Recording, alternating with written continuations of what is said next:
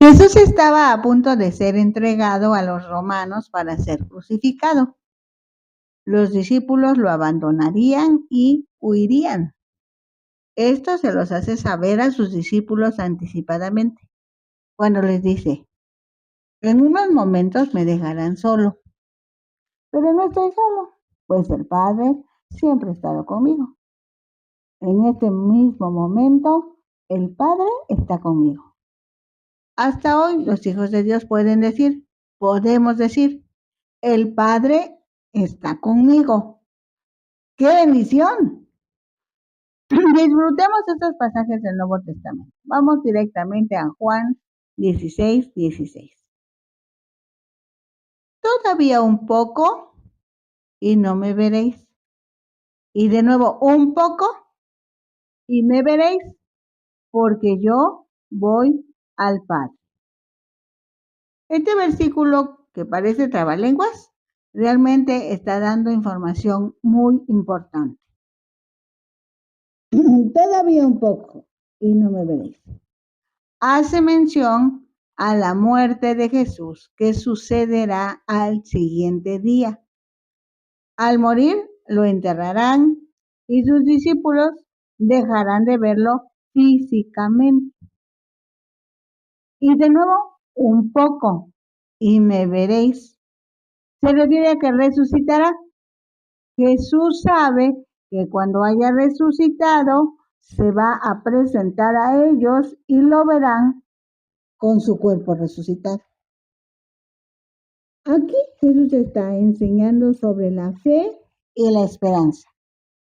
En otras palabras, les dice, crean a lo que les digo, porque esa forma de pensar les dará tranquilidad, confianza, en fin, les ayuda a crecer. Les dice, como ustedes van a creer, entonces esperarán confiados. A esto se refiere la esperanza. Así que aunque no lo diga expresamente, está desarrollando en ellos la fe y la esperanza. Estos dos valores que la sociedad actual ha perdido, pero que son indispensables para la gente del reino, en quienes la fe demuestra lo que no se ve. Si solo se puede creer, entonces Dios lo materializa. Dios lo hace real y palpable. Por esa confianza en que Dios puede hacer realidad todas sus promesas, la esperanza llega así, confiada. Esa combinación da paz y seguridad a los hijos de Dios. Repito, la fe provoca esperanza y la fe unida a la esperanza tiene como resultado paz y seguridad para los hijos de Dios. Dice Juan 16:17. Entonces se dijeron algunos de sus discípulos unos a otros, ¿qué es esto que nos dice? Todavía un poco y no me veréis, y de nuevo un poco y me veréis, y porque yo voy al Padre. Decían, pues, ¿qué quiere decir con todavía un poco? No entendemos lo que habla. Hoy, para los que lean este versículo, no es tan complicado, porque ya es historia universal. Lo que Jesús trataba de decir era, un poco se refiere a un periodo de tiempo, corto por cierto, pues moriría crucificado. De nuevo, un poco se refiere a su resurrección y ascenso al cielo, para estar nuevamente con su Padre. Los discípulos serían testigos del poder de Dios que resucitó a Jesucristo de entre los muertos y también serían testigos de su ascenso al Padre. Estas preguntas no eran de todos los discípulos, solo algunos no entendían. Hasta hoy Algunos han desarrollado la capacidad de entender el lenguaje del Espíritu Santo. Estos son los que sostienen la obra de Dios aquí en la tierra. Así que no te aflijas. Si algunos no entienden, no son todos. Otros sí entienden. Quizá tú estés entre los que sí entienden y por eso tengas algunas diferencias con tus hermanos. Pero ámalos, compréndelos, espéralos, intercede por ellos. Van a entender, ayudados por el Espíritu Santo. Confiemos, esa es una palabra de fe, de confianza, esperanza. Dice Juan, ahora 16, 19. Jesús conoció que querían preguntarle y les dijo, preguntáis entre vosotros acerca de esto que dije, todavía un poco y no me veréis, y de nuevo un poco y me veréis. Esa es una gran oportunidad para comprobar que Jesús no era un maestro más. Su enseñanza siempre tenía aplicación. Aquí demuestra que conoce aún nuestros secretos, pues los discípulos comentaron entre ellos, pero Jesús les contestó en público. Dice Juan 16:20. De cierto os digo, que vosotros lloraréis y lamentaréis, y el mundo se alegrará. Pero aunque vosotros estéis tristes, vuestra tristeza se convertirá en gozo. Jesús anticipa el desarrollo de los acontecimientos. Ciertamente sus discípulos sufrirían en el momento en que tomarían preso a Jesús. Sufrirían cuando lo enjuiciaran y lo declararan digno de muerte, y muerte de cruz. Sufrirían cuando lo vieran colgado en el madero. Sufrirían cuando lo vieran muerto y sepultado. Al mismo tiempo, todas las personas que no eran discípulos de Jesús estarían muy contentas, animadas por el enemigo de Dios, quien equivocadamente creería que Jesús estaba vencido, muerto. Por otro lado, habría un momento en que toda esa tristeza desaparecería en cuanto Jesús resucitara, porque ahora podrían disfrutar el gozo de la vida en Dios. Dice Juan 16:21. La mujer, cuando da a luz, tiene dolor porque ha llegado su hora. Pero después que ha dado a luz un niño, ya no se acuerda de la angustia por el gozo de que haya nacido un hombre en el mundo. Es una reflexión sobre la vida misma y cómo se experimenta el dolor y la alegría. El dolor es parte de un proceso de crecimiento y madurez en cuanto a dar a luz. El dolor es una analogía del sufrimiento necesario para un nuevo comienzo en la vida humana. Visto así, se puede decir que es parte del proceso para llegar a un escenario nuevo y otro nivel de desarrollo en la vida cristiana. Así que cuando padezcamos cierto dolor, estemos atentos, muy esperanzados, muy expectantes. Y cuando se experimente un dolor, ya sea físico o emocional, recordaremos que el dolor no es permanente. Después del dolor seguramente vendrán la alegría de haber alcanzado un nuevo nivel en la relación con Dios. Dice Juan 16:22. También vosotros ahora tenéis tristeza, pero os volveré a ver y se gozará vuestro corazón y nadie os quitará vuestro gozo. Es interesante comprobar que Dios en toda la Biblia y específicamente el Señor Jesús en ese abrumador momento no se comprometen a evitar el dolor o la tristeza, sino que dice claramente, ahora tenéis tristeza. Esto hace pensar que en un momento determinado de la vida, todos los humanos experimentarán tristeza, dolor, angustia, desesperación. Pero también se puede decir, sin embargo, ambas expresiones contrastan las ideas.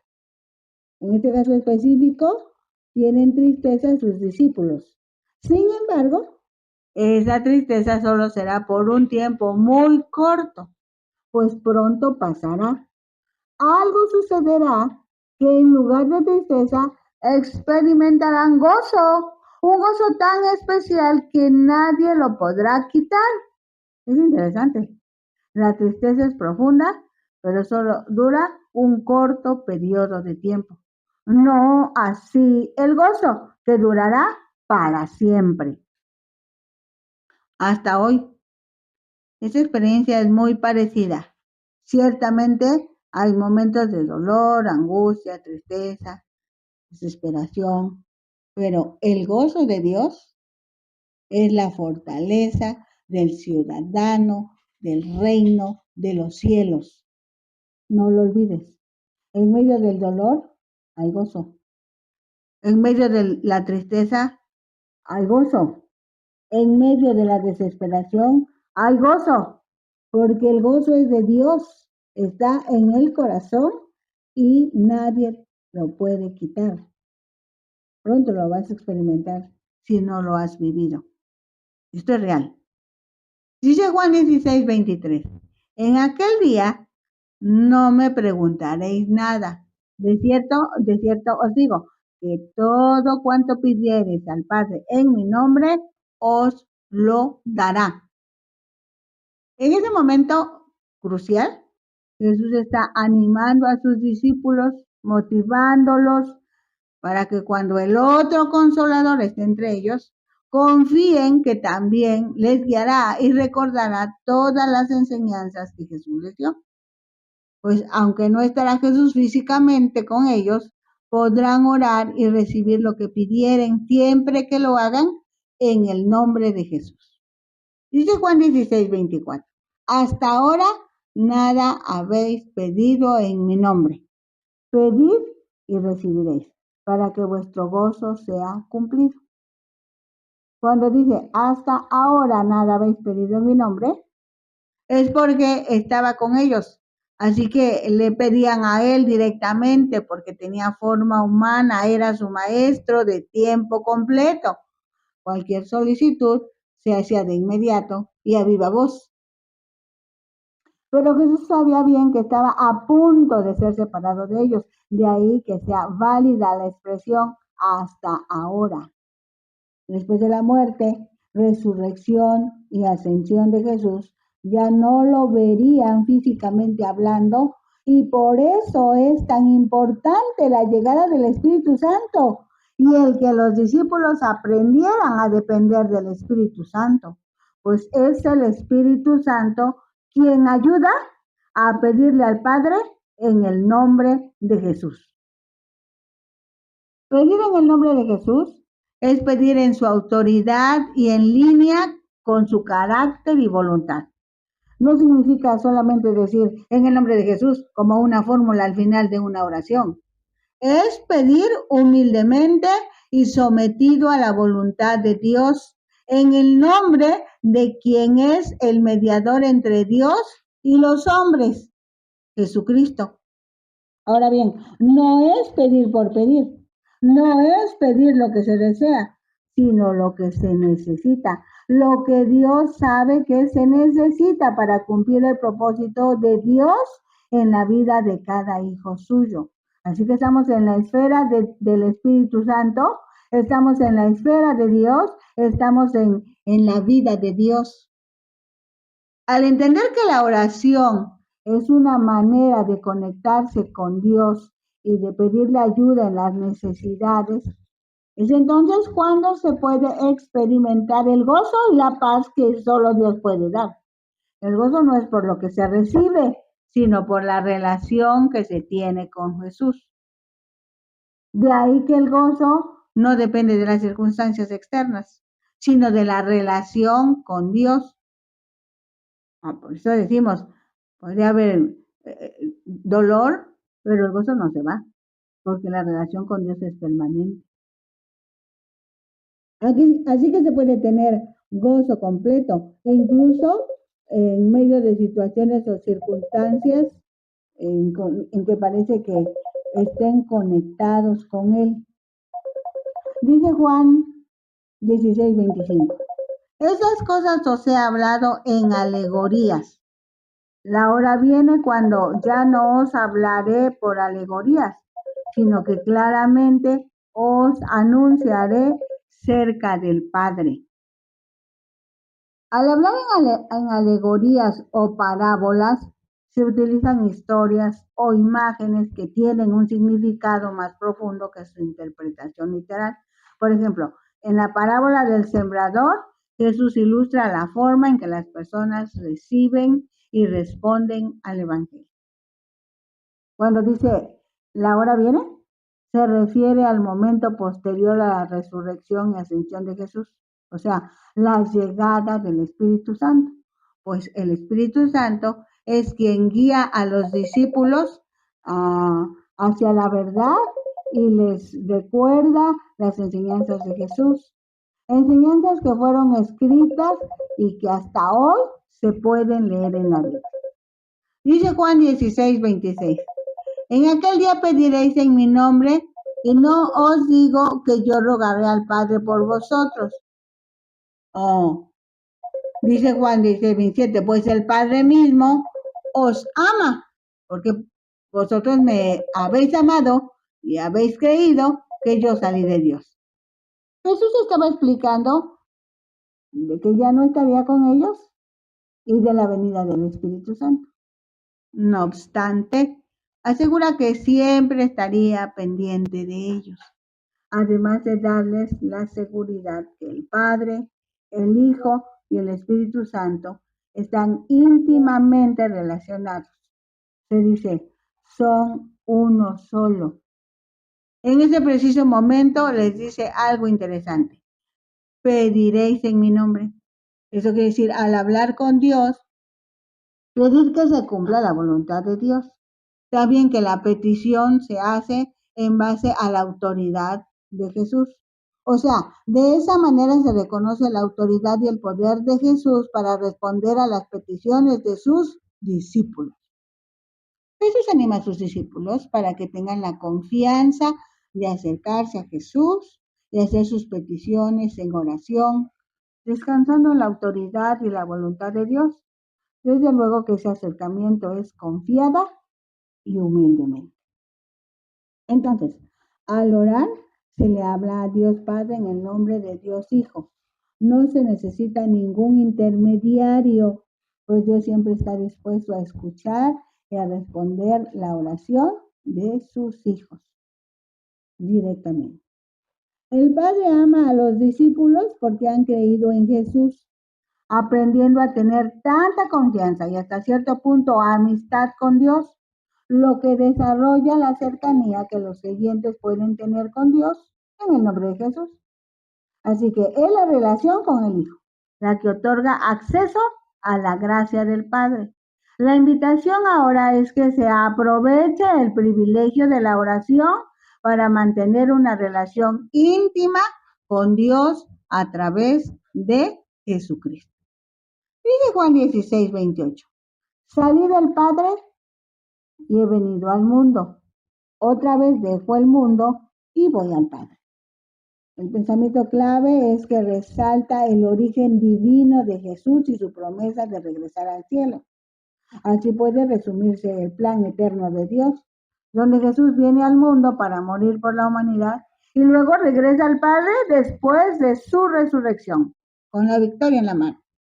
Dice Juan 16:29. Le dijeron a sus discípulos, ¿y aquí ahora hablas claramente y ninguna alegoría dices? En algún momento las alegorías son de difícil interpretación, así que cuando Jesús habla sin esas figuras de lenguaje, sus discípulos se dan cuenta y se sienten bendecidos por Jesús, reconociendo su divinidad aumentando su confianza en Él. Dice Juan 16:30, ahora entendemos que sabes todas las cosas y no necesitas que nadie te pregunte, pues por esto creemos que ha salido de Dios. La divinidad de Jesús es una verdad repetida en las Escrituras, pues para los seres humanos es una verdad difícil de creer y por lo mismo de entender. En ese momento también histórico, los discípulos aceptan que al fin entendieron. Pues dicen, ahora entendemos. Esto es muy importante en el aprendizaje y crecimiento en la fe. Alguien dijera evaluación superada. Juan 16:31 dice, Jesús les respondió, ¿ahora creéis? Este es un recordatorio en cuanto a mantener la fe en Jesucristo en todo tiempo, al recordar todo lo que Dios ha hecho en el pasado y confiar en que continuará realizando proezas siempre y cuando la fe se mantenga. Dice Juan 16:32. He aquí, la hora viene y ha venido ya, en que seréis esparcidos cada uno por su lado y me dejaréis solo. Mas no estoy solo, porque el Padre está conmigo. Jesús sabía que su hora había llegado, así que los romanos lo tomarían preso para ser crucificado. Los discípulos lo abandonarían y huirían, pero a pesar de esto no se sentía solo, pues Dios estaba con él.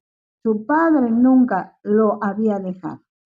Hasta hoy, hasta hoy, los cristianos no están solos en los días difíciles, pues Dios siempre está presente para consolar y ayudar a superar situaciones difíciles. Y no se diga en el día a día, Dios siempre está con cada uno de los que somos llamados hijos de Dios por la fe en Jesucristo. Veamos esta verdad, tengamos confianza. Esto nos traerá seguridad y paz en el diario vivir. Dice Juan 16:33. Estas cosas os he hablado para que en mí tengáis paz. En el mundo tendréis aflicción, pero confiad, yo he vencido al mundo. Aún en medio de situaciones desagradables, dolorosas, terribles por ser alumnos del gran maestro, Jesucristo es el gran maestro, las personas pueden sentir que Dios está ahí, está presente y esa presencia provoca tranquilidad, seguridad, confianza en que todo se resolverá de acuerdo a la intervención divina, que el ojo humano no puede ver, pero el espíritu humano, apoyado por el Espíritu de Dios, puede percibir, confiar y disfrutar. Por eso el gozo no se acaba. La sociedad que no conoce a Cristo, esto es, a lo que Jesús llama mundo, en determinado momento solo puede ofrecer aflicción, dolor, angustia.